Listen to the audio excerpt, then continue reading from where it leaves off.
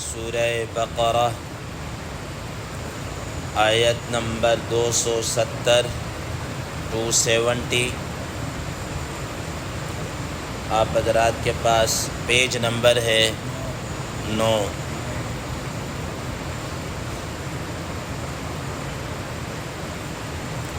اعوذ باللہ من الشیطان الرجیم بسم اللہ الرحمن الرحیم وما انفقتم من نفقة او نذرتم من نذر فإن اللہ يعلمه وما للظالمين من أنصار صدق الله العظيم۔ اللهم صل على محمد النبي الأمي وعلى آله وسلم تسلیما کثیرا کثیرا۔ محترم سامعین کرام، اس آیت مبارکہ کا ترجمہ اللہ تبارک و تعالی ارشاد فرماتے ہیں وما انفقتم من نفقۃ او نذرتم من نذر، اور جو کچھ بھی تم خرچ کرتے ہو، خرچ کرنا یا تم کوئی نظر مانتے ہو، کسی طور پر نظر ماننا، فإن اللہ یعلم، تو یقیناً اللہ تبارک و تعالی اس کو جانتے ہیں۔ وما للظالمین من انصار، اور اللہ تبارک و تعالی ظالموں کے مددگار نہیں ہیں۔ وما للظالمین من انصار، یا ظالموں کا کوئی مددگار نہیں ہے۔ محترم سامعین کرام، ما قبل کی آیات میں انفاق فی سبیل اللہ، اللہ تبارک و تعالی کی راہ میں خرچ کرنا یا عمومی طور پر خرچ کرنا، اس کے متعلق گفتگو چل رہی تھی اور اس کی کچھ شرائط وغیرہ بیان کی ہیں کہ کسی کو دے کر احسان نہیں جتلانا، تکلیف نہیں پہنچانی، ریاکاری نہیں کرنی، اخلاص کے ساتھ خرچ کرنا ہے،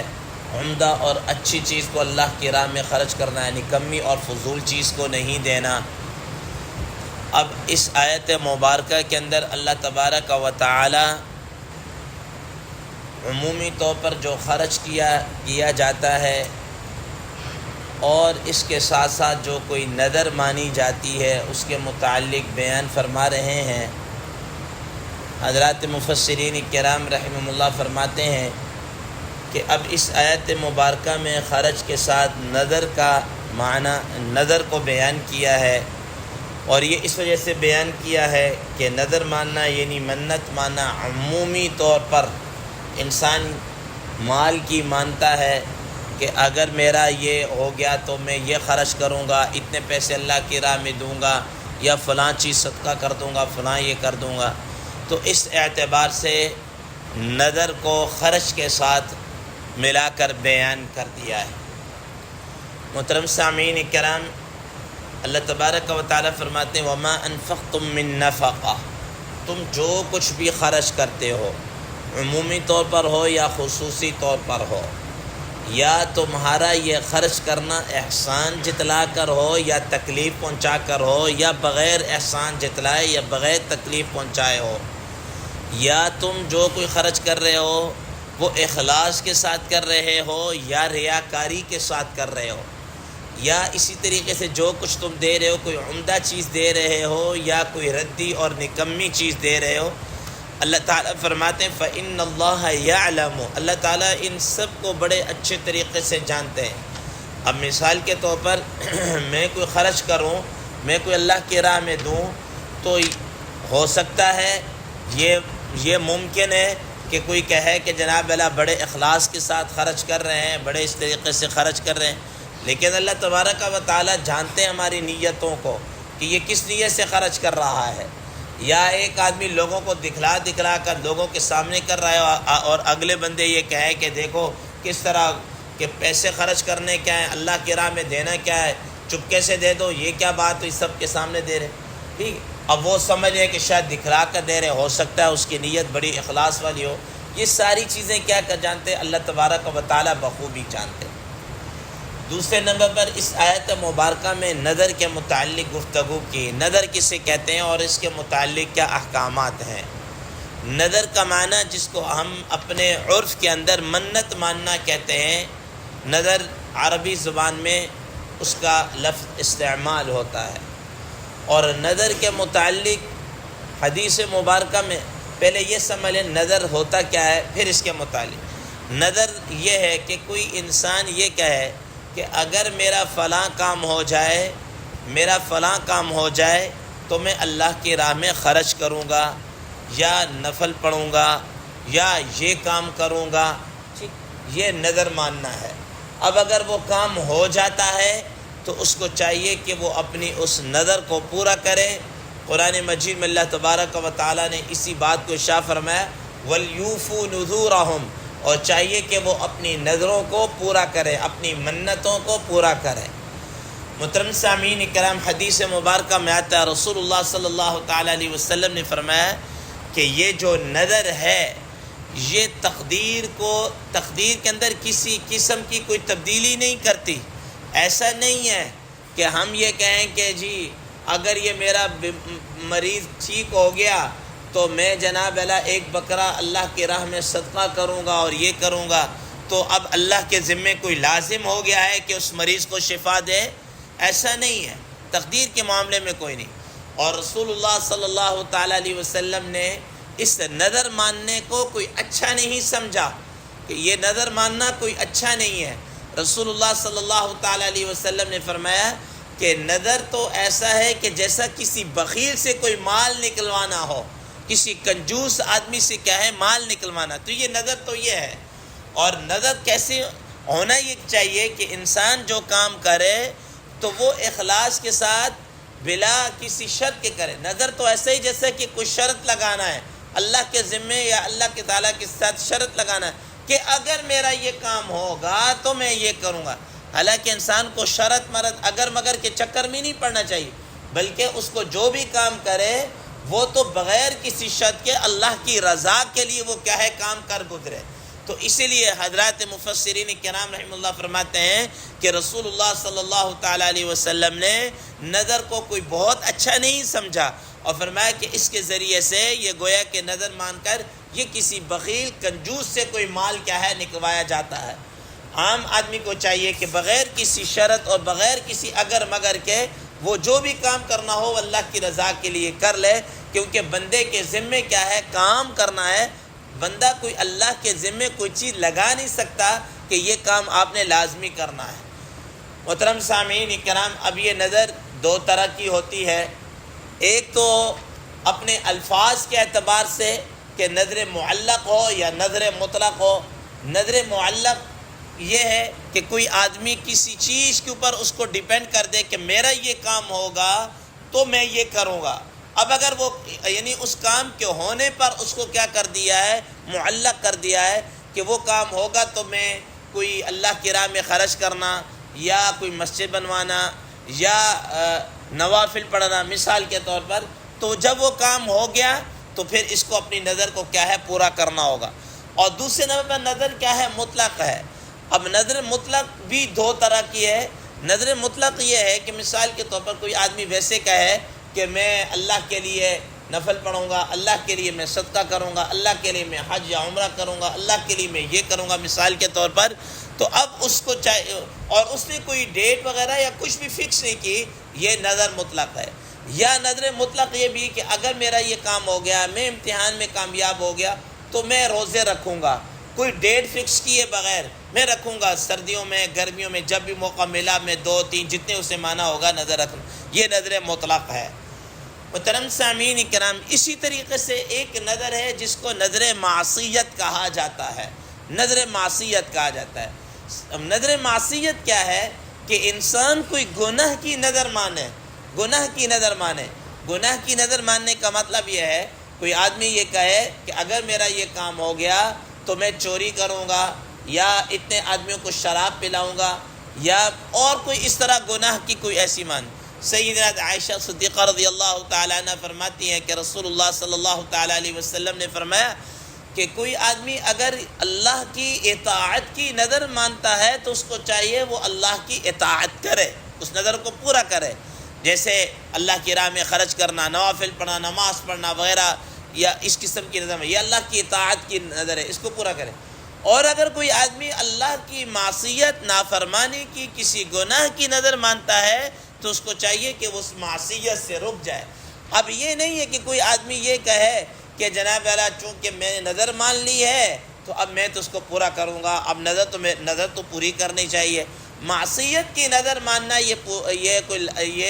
یہ ضروری نہیں ہے. حدیث مبارکہ میں آتا ہے کوئی آدمی اگر ایسی نظر مان لے تو اس کو چاہیے کہ وہ اپنی اس نظر کو توڑ کر کفارہ یمین ادا کر لے، یعنی قسم کا کفارہ ادا کر لے. قسم کا کفارہ، اور قسم کا کفارہ آپ حضرات نے پیچھے پڑھ چکا ہے بڑی ڈیٹیل کے ساتھ. قرآن مجید میں اللہ تبارک و تعالیٰ نے 7ویں پارے کے شروع میں اس کی ڈیٹیل کو بیان کر دیا ہے کہ جو آدمی اگر قسم کو توڑ دے تو اس کو چاہیے کہ من 10 مساکین من اوسط ما تطعمون اہلیکم او کسوتم او تحریر رقبہ، کہ اس کو چاہیے کہ 10 مسکینوں کو کھانا کھلائے، غلام آزاد کرے یا کپڑا پہنا دے یا 3 روزے پہ در پہ کیا ہے رکھ لے. تو یہ قسم کا کفارہ ہے. تو جو آدمی ایسی معصیت کی نظر مان لے تو اس کے ذمہ لازم ہے کہ وہ گناہ کا کام نہ کرے اور اس کے بدلے میں کیا ہے وہ کفارہ یمین، قسم کا کفارہ دے کر اس نظر سے نکل جائے. تو بعد فرمایا وما انفقتم من نفقۃ او نذرتم من نذر، کہ جو کچھ بھی تم اللہ کی راہ میں خرچ کرتے ہو جس نیت سے اور جو بھی خرچ کرتے ہو، او نذرتم من نذر، یا تم کوئی نظر کیا ہے کوئی اس طریقے سے مانتے ہو، فإن اللہ یعلم، اللہ تبارک و تعالیٰ اس کو بڑا اچھے طریقے سے جانتے ہیں، بخوبی جانتے ہیں تمہاری نظروں کو بھی، تمہارے خرچ کرنے کو بھی، اور تمہارے نظر یا خرچ کرنے میں جو تمہاری نیتیں ہیں ان سے بھی اللہ تبارک و تعالیٰ کیا ہے بڑے ہی اچھے طریقے سے واقف ہیں. تو فرمایا وَمَا لِلظَّالِمِينَ مِنْ أَنصَارٍ، اور یہ جو ظالم ہیں ان کا کوئی مددگار نہیں ہے. ظالم کسے کہتے ہیں؟ قرآن مجید میں اللہ تبارک و تعالیٰ نے شرک و ظلم کے فرمایا ان الشرک لظلم عظیم، کہ سب سے بڑا ظلم کیا ہے وہ شرک ہے. اور ظلم یہ بھی ہے کہ انسان اللہ تبارک و تعالیٰ کی نافرمانی کرے، اللہ تعالیٰ کی نافرمانی کرے، نماز نہ پڑھے، روزے نہ رکھے، زکوٰۃ ادا نہ کرے، کوئی گناہ کا کام کرے. ٹھیک، یہ سارے کے سارے کیا ہے ظلم کے کام ہیں،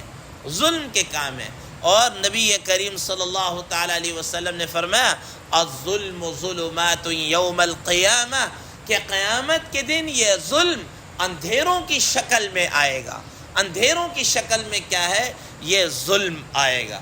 تو محترم سامعین کرام، آج کے درس میں گویا کہ اللہ تبارک و تعالیٰ نے عمومی طور پر یہ بات ارشاد فرما دی کہ جو تم بھی جس نیت سے خرچ کرتے ہو اللہ تعالیٰ اس کو جانتے ہیں، اور اسی خرچ کرنے کے حوالے سے ساتھ ہی نظر کو بیان کر دیا. اور یہ حضرات مفسرین کرام رحمہ اللہ نے فرما دیا گویا کہ نظر ماننا یہ کوئی بہت اچھی چیز نہیں ہے، لیکن اگر انسان نظر مان لے تو پھر اس کو کیا کرنا ہوگا پورا کرنا ہوگا. اور اگر کسی نے معصیت یا گناہ کی نظر مانی ہے تو اس گناہ کے کام کو کرنا اس کے ذمہ لازم نہیں ہے، بلکہ اب اس نظر سے نکلنے کے لیے حل بھی بتا دیا ہے کہ حل یہ ہے کہ انسان قسم کا کفارہ دے کر اس نظر کے کام سے کیا ہے نکل آئے. اللہ تبارک و تعالیٰ سے دعا ہے اللہ تبارک و تعالیٰ ہمیں اس پر عمل کرنے کی توفیق عطا فرمائے. اور اس کے ساتھ ساتھ یہاں پر ایک اور بات بھی یہ ذہن نشین رکھے کہ معصیت کی نظر کے اندر ایک اور بھی، جیسا عموماً ہمارے عرف کے اندر ہوتا ہے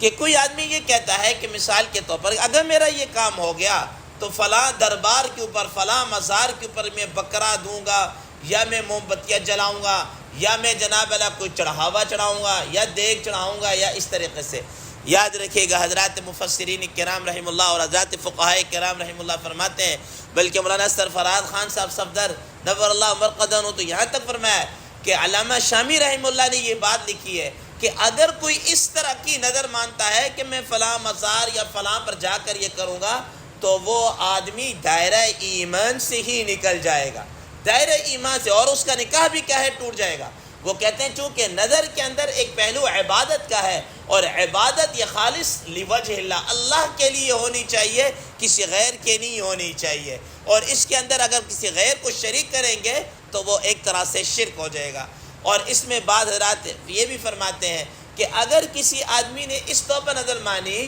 کہ مثال کے طور پر کہ میں فلاں بازار فلاں بزرگ کے فلاں اس پر یہ چادر چڑھاؤں گا، یہ کروں گا، وہ کروں گا، یا بکرا میں دوں گا،